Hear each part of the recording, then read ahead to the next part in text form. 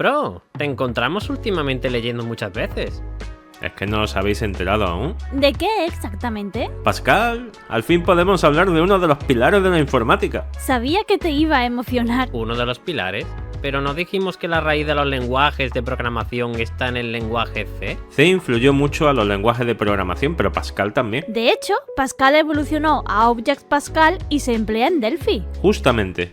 El libro de historia de los lenguajes de programación de la década de 1960 incluye algunas historias donde entra en juego Niklaus Wirth. ¿Niklaus Wirth? Sí, el creador de Pascal. ¿No sabéis quién es? A ver, saber, pues... no. ¿No te suena un libro llamado Algoritmos más estructuras de datos igual a programas? Pues la verdad es que no mucho. ¡Es un clásico! Bueno, pues ilustradme. Decidme quién fue Niklaus Wirth y el por qué hizo Pascal.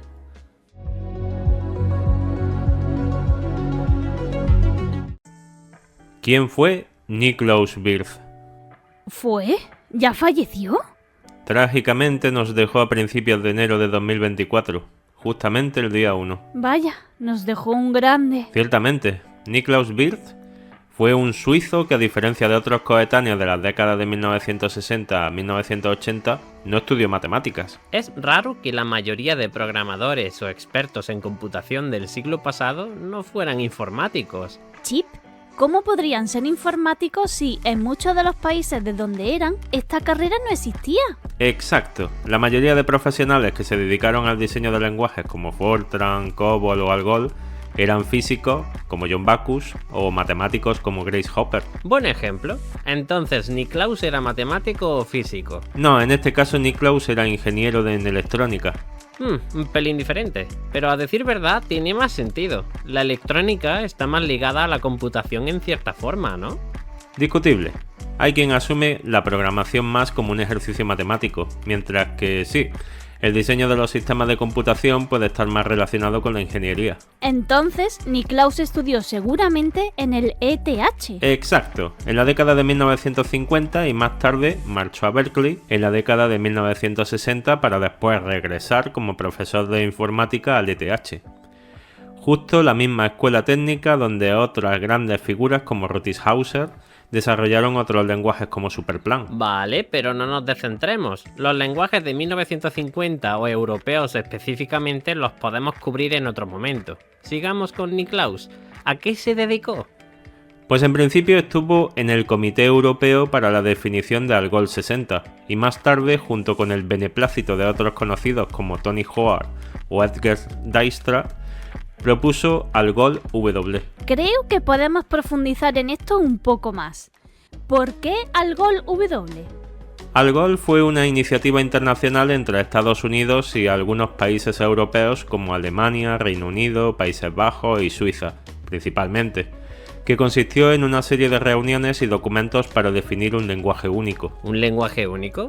No sé por qué, eso me suena a desastre. Seguramente. ¿Te suena ALGOL? No, la verdad es que no. ¡Exacto! No fue tan desastroso, de hecho. ALGOL es realmente el padre de la mayoría de lenguajes de programación.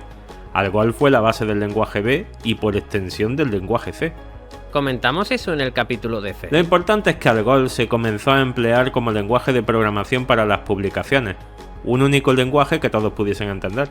De hecho, según dijo Tony Hoare, lo agradeció porque así pudo definir mucho mejor su algoritmo de Quicksort. Vale, entonces ALGOL 60 fue publicado y muchos lo usaron e incluso muchos se inspiraron en él para hacer sus propios lenguajes. Exacto. Bueno, en principio, el primero en llegar fue ALGOL 58, después ALGOL 60. Y tuvo tan buena acogida que motivó a muchos grupos a realizar aportes. ¿Y aquí es cuando Niklaus hizo su aporte de ALGOL W? No, aquí es cuando Niklaus comenzó a hacer pruebas. La primera prueba fue un lenguaje basado en ALGOL 60 para intentar definir un lenguaje en base a su compilador. ¿Definir un lenguaje en base a su compilador? ¿Definirlo en código máquina? Pero eso sería poco práctico, ¿no? ¿Quién entiende código máquina? Esto fue hace 60 años, seguramente muchos sabrían código máquina. Realmente no muchos. De hecho, esta prueba tuvo el nombre de Euler y no fue nada bien, por lo que Niklaus probó otro enfoque. Se veía venir. ¿Ese nuevo enfoque fue Algol W? Casi. Pero, ¿en algún momento entra Algol W en la ecuación? Solo iba a decir que el enfoque era emplear la notación Backus-Naur, llamada BNF, para definir un lenguaje de programación, y entonces sí, llegó Algol W como un lenguaje perfectamente definido y con todos los problemas que presentó Algol 60 corregidos.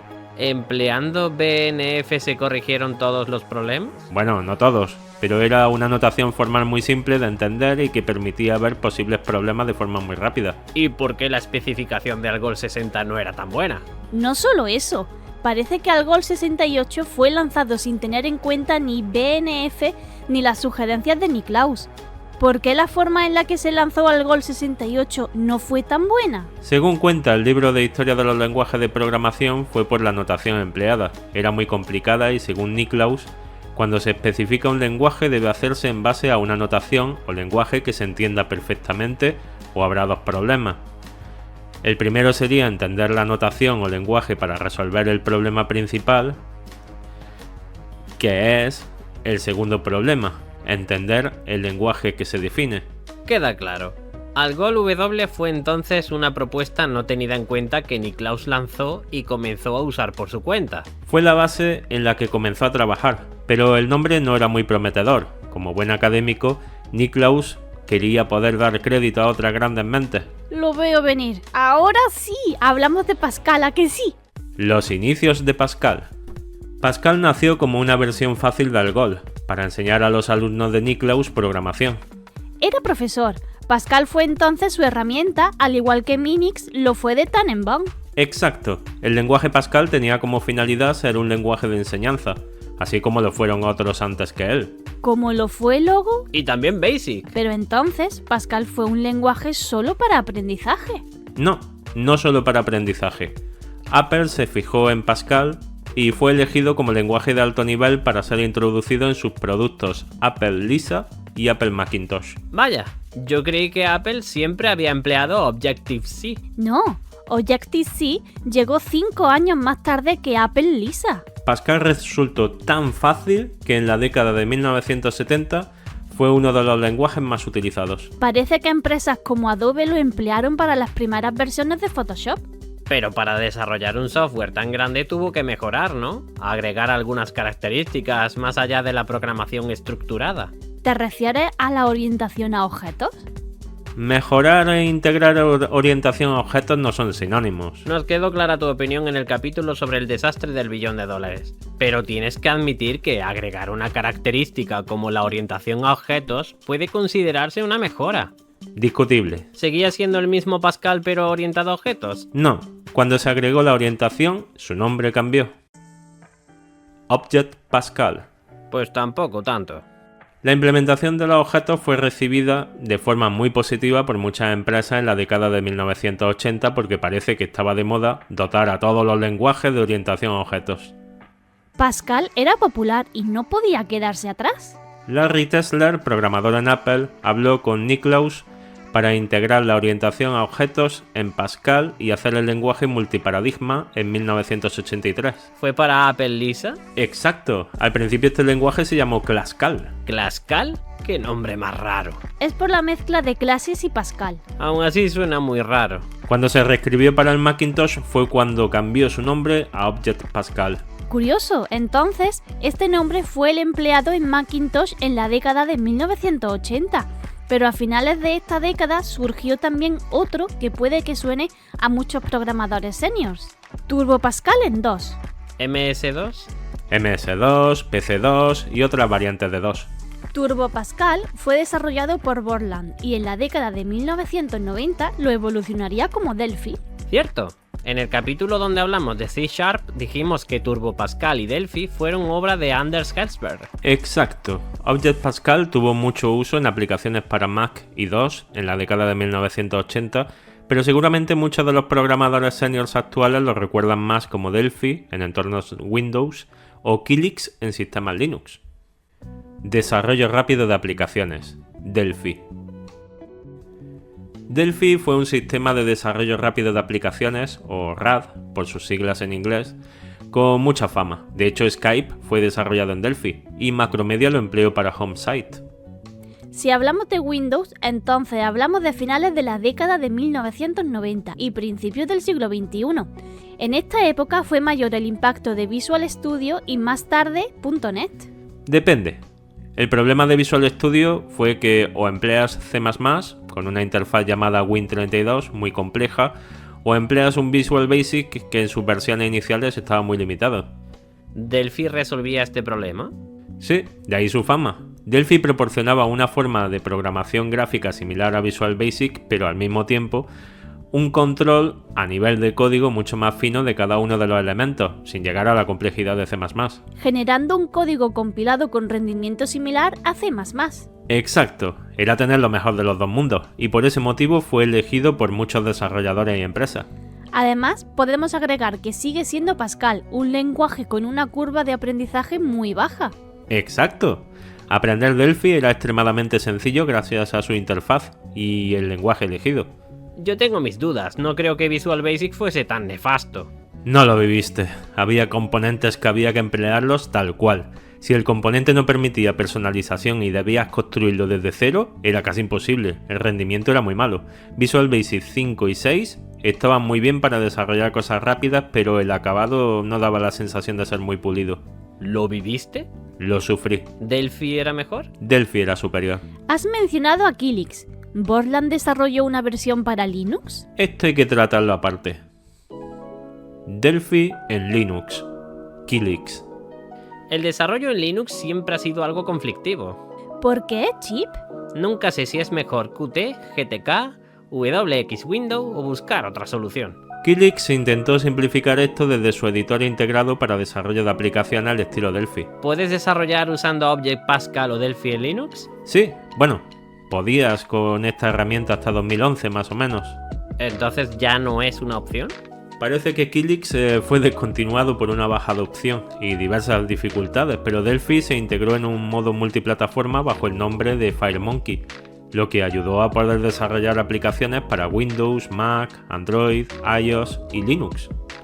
Entonces, aunque Kylix ya no exista, sí que tenemos disponible otra opción. Sí, aunque recuerda que salvo la edición de comunidad, no son herramientas gratuitas. Son algo caras. Depende de quién pague. No es lo mismo que la paguemos nosotros que lo haga una empresa que cobrará mucho dinero por desarrollar software. Conclusiones. Vaya, se me hizo corto el capítulo. A mí también. ¿Será que os gusta Pascal? No es mal lenguaje, aunque es curioso que no se use más hoy en día. Pascal, al igual que C, no son solo percibidos hoy en día como lenguajes de bajo nivel, sino también como lenguajes antiguos, por lo que su adopción no suele ser tan fácil como otras opciones percibidas más de alto nivel como Python, Ruby, PHP o incluso Go, Java o C#.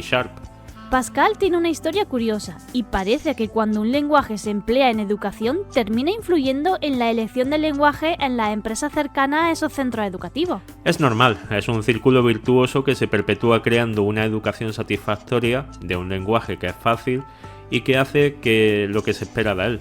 Los alumnos lo aprenden y las empresas lo adoptan. Se hace fácil contratar.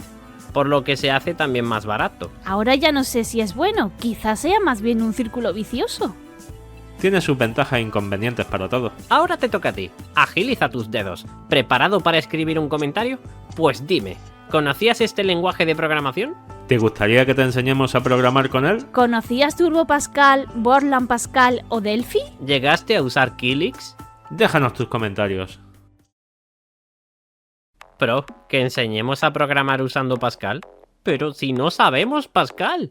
Como decía un antiguo jefe, no saber no es problema. El problema es no querer aprender. Vale, pongamos que queremos aprender a programar y accedemos a aprender usando Pascal. ¿De qué nos servirá? De mucho.